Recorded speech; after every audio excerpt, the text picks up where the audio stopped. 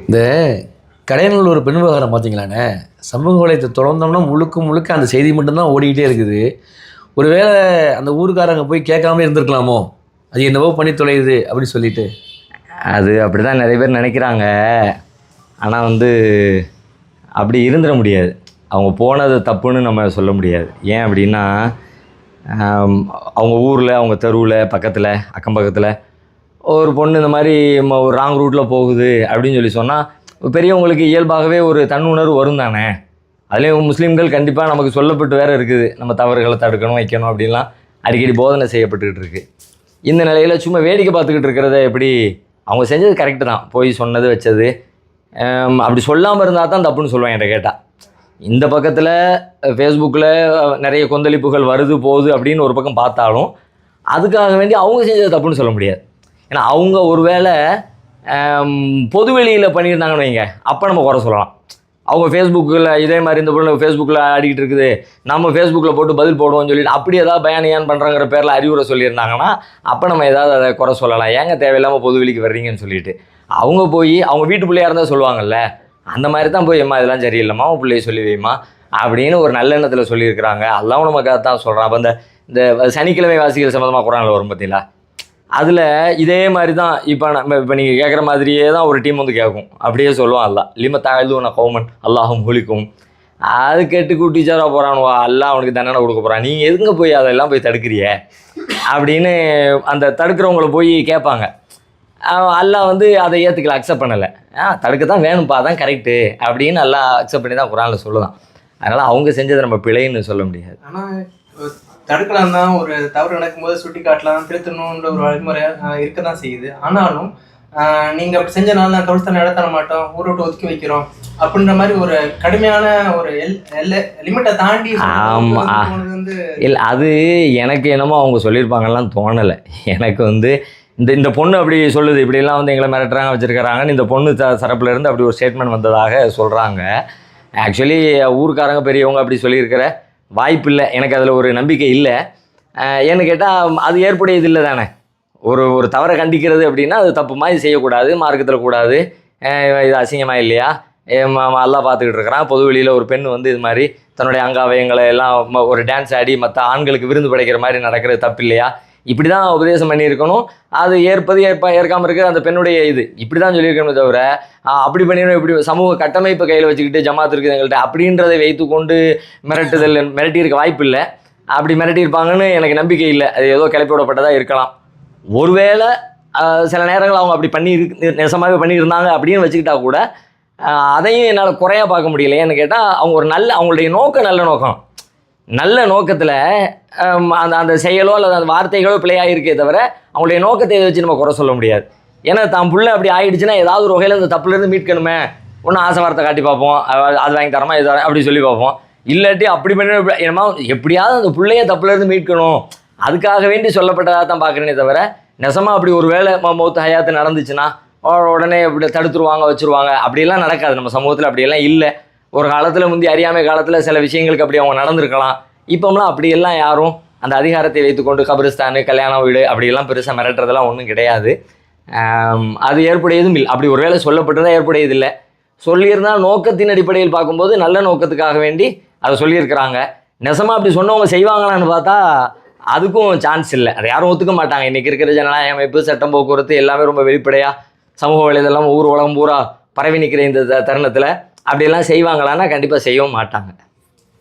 சரி, ஆடுறதும் ஆடுறாங்க. நம்ம புர்காவை கல்ட்டி வச்சு ஆடி இருந்தால் கூட இவ்வளோ சங்கடம், இவ்வளோ பிரச்சனைகளுக்கு இடம் இல்லாமல் இருந்திருக்கும். ஒரு மார்க் அடையாளமா இருக்கு. அதை போட்டதுனால நம்ம முஸ்லீமை கேவலப்படுத்துறாங்கன்னு நம்ம முஸ்லீம்கள்லாம் கொந்தளிக்கிறாங்க அப்படின்னு ஒரு சூழ்நிலை ஏற்படுது. பொதுவெளியில் அப்படி தெரியுது. புர்கா கல்ட்டி வச்சுட்டா ஆடிடும் போது யாரோ ஒருத்தாங்க ஆடுறான்ற ஒரு செய்தி போயிருமே. இது நிறைய பேர் இந்த வாதத்தை தான் வைக்கிறாங்க. சமூக வலைதளத்தில் கூட கிட்டத்தட்ட இப்படி தான் ஆடுற முதல் கழட்டி போட்டு ஆட வேண்டியதானங்கிற மாதிரி இப்படியான வாதங்கள் பிரதிவாதம் கமெண்ட்ஸ்லாம் ஓடிக்கிட்டு இருக்குது. ஆனால் எனக்கு இந்த வாதம் ஏற்புடையதாக தெரியல. நான் என்ன பார்க்குறேன் அப்படின்னு கேட்டால், கழட்டி போட்டு ஆடுனா அப்போ ஆட்டத்தை ஒத்துக்கிறீங்களா நீங்கள்? உங்களுக்கு நீங்கள் அந்த பிள்ளையினுடைய தவறிலிருந்து அதை மீட்கணும், அது உங்களுடைய நோக்கமா? அல்லது உங்களுடைய இமேஜில் அதெல்லாம் ஒன்றும் கிடையாது. அதெல்லாம் நம்ம உருவாக்கின சும்மா ஒரு பிம்பம். அது அந்த பிம்பத்தை வைத்துக்கொண்டு எல்லாம் பேசக்கூடாது. கடையநல்லூர்னு ஒரு இமேஜ், சமூகம்னு ஒரு இமேஜ். சரி தவறு தான், மார்க்கத்திலே சரி தவறு தானே. சரியா தப்பா, அது யார் செஞ்சாலும் தப்பு தான், யார் செஞ்சாலும் சரி தான். சரியானதை யார் செஞ்சாலும் சரி தான், தப்பானதை யார் செஞ்சாலும் தப்பு தான். அப்படி பார்க்கணுமே தவிர இப்போ கழட்டி போட்டுட்டு அப்படின்னு சொல்லி சொன்னால் ஒரு வகையில் பார்த்தா அவங்களை இன்னொரு தப்பு செய்ய சொல்கிற மாதிரி அர்த்தமாக போயிடும். இப்போ பொது வெளியில் நீ ஆடுறது ஒரு தப்பு, அதை இன்னும் ஆடைகளை குறைஞ்சபட்சம் தன்னை முழுசாக மூடிக்கிட்டு அந்த பிள்ளை ஆடிக்கிட்டு இருக்குது. இப்போ அதை ஓப்பன் பண்ணிட்டு ஆடு அப்படின்னா என்ன ஆகும்னா ரெண்டு தப்பு, ஒரு தப்பு மேலே இன்னொரு தப்பு பண்ணுங்கிற மாதிரி ஆயிரும். இதுவும் ஒரு தப்பு. இப்போ குறைஞ்சபட்சம் இன்னும் உடம்பை காட்டுற வேலையே பார்க்கல. அந்த வகையில் இது தப்பு இல்லைன்னு தான் சொல்லணும். உடம்பை காட்டலை, ஆடுறது தப்பு.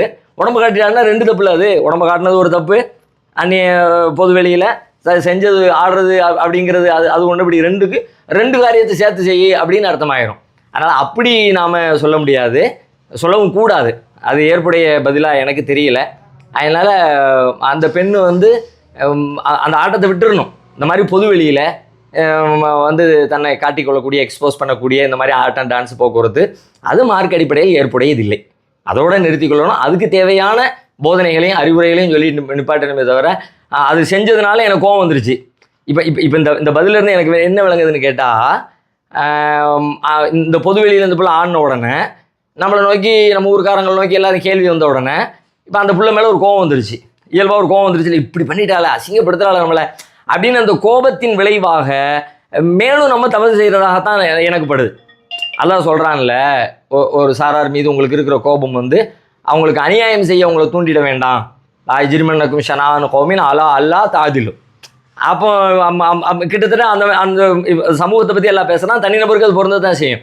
அப்போ அந்த பெண் மேலே ஏற்பட்ட ஒரு கோபம் அநீதத்தை நோக்கி, தப்பான ஒரு போதனையை நோக்கி நம்மளை நகர்த்துதோ அப்படின்னு தான் எனக்கு தோணுது. அதனால் கழட்டி போட்டுட்டு ஆடுன்னு சொல்லக்கூடிய வாதம் ஏற்புடையதில்லை. இஸ்லாமிய அடிப்படையில் நம்ம சொல்லவும் கூடாது. அப்படி இந்த மாதிரி ஒரு சமூக வலைத்தளங்கள்ல வந்து மார்க்கத்து அடையாளங்களை போட்டுட்டு மார்க்கத்துக்கு முரணா தன்னை வெளிக்காட்டக்கூடிய இந்த சினிமா பாடல்கள் காட்டுறது, சில டயலாகுகளுக்கு அவங்க பேசுகிற மாதிரி செய்யறது, இந்த மாதிரி செய்யக்கூடிய நிகழ்வுகளை பெரும்பாலும் இளைஞர்கள்லாம் செஞ்சிருக்கு.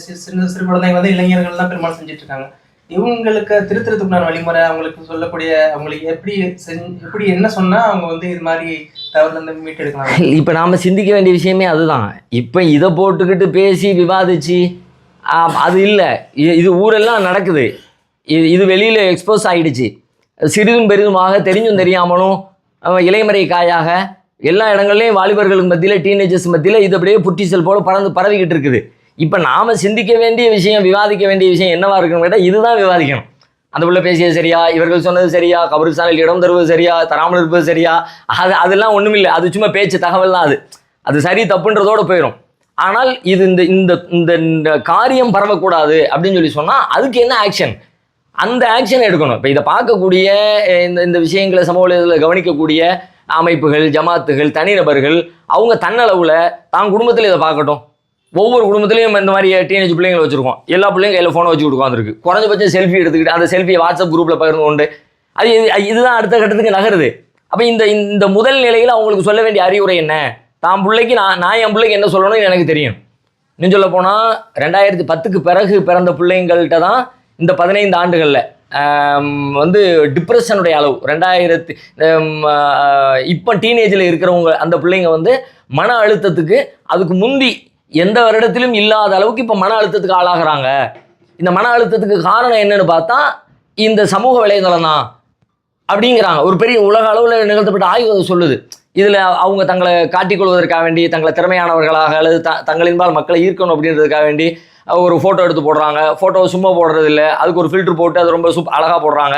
உடனே பக்கத்தில் இன்னொரு பிள்ளை உட்காந்துக்கிட்டு இருக்குது. அந்த பிள்ளை அவ்வளோ அழகாக இருக்குது, நம்ம அழகாக இல்லையேன்னு அதுக்கு தோணுது.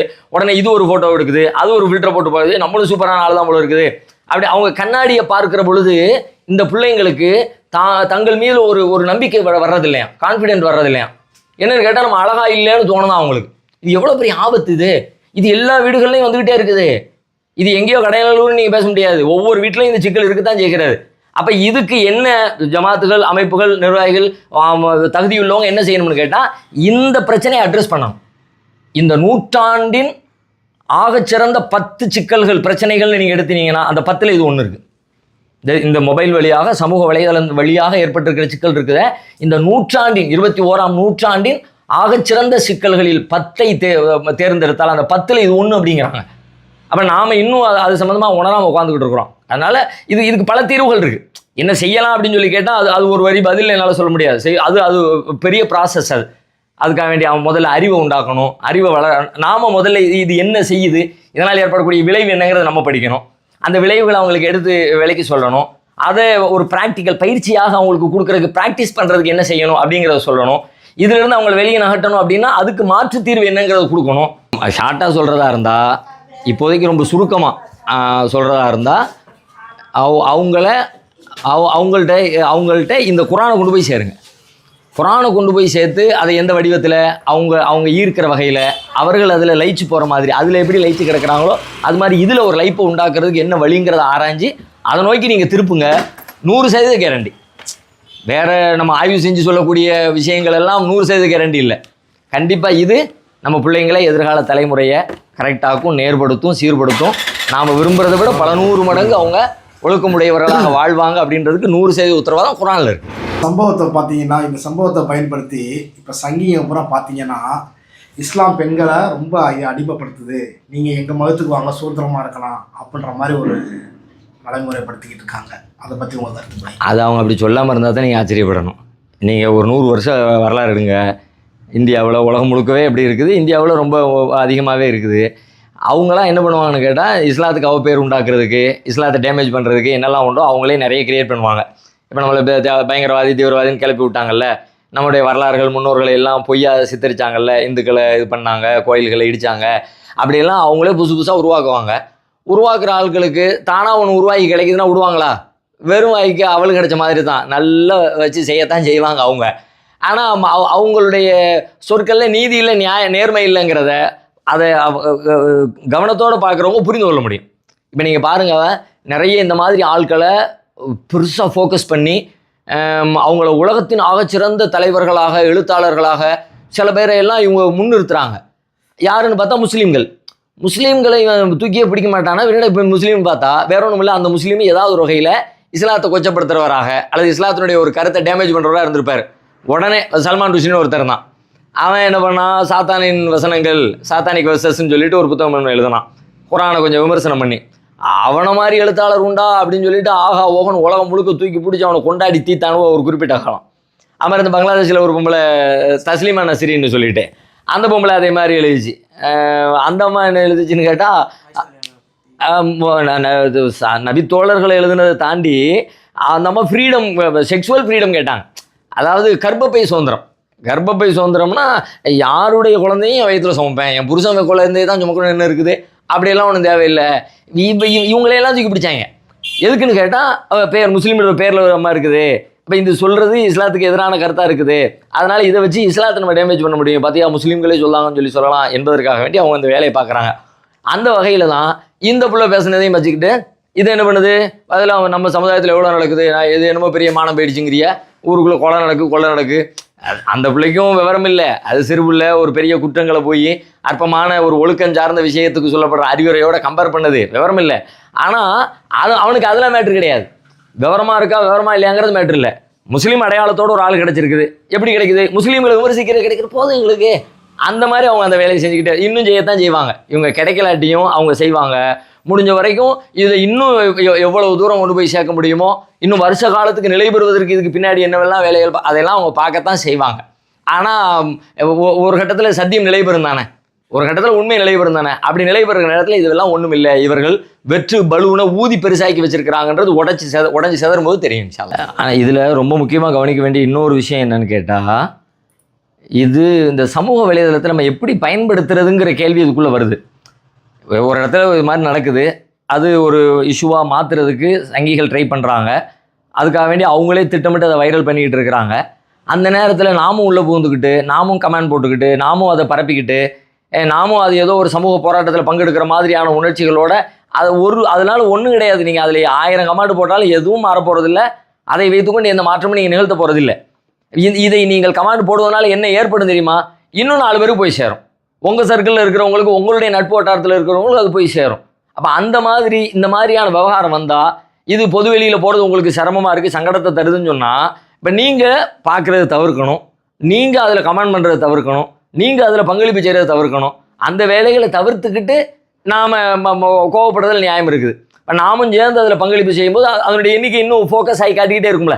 பார்க்க மீண்டும் அது பெரிய அளவில் ஃபோக்கஸ் ஆகப்பட்டுக்கிட்டே இருக்கும். அதனால் இந்த மாதிரியான விவகாரங்களை இப்போ 2வது கண்டுகொள்ளாமல் அலட்சியப்படுத்துங்க. பக்கத்தில் போய் அவங்க போய் சொன்னாங்கல்ல, பக்கத்தில் உள்ளவங்க அது மாதிரி உங்கள் வீட்டு பக்கத்தில் நடக்குதா, பக்கத்தில் போய் நேரில் போய் சொல்லுங்கள். சமூக வலைதளத்தில் உட்காந்துக்கிட்டு இதுக்கான விவாதங்களை பண்ணுனா அதன் வழியாக நம்ம தீர்வை பெற முடியாது. மேலும் சங்கடத்தை தான் சுமக்க முடியும்.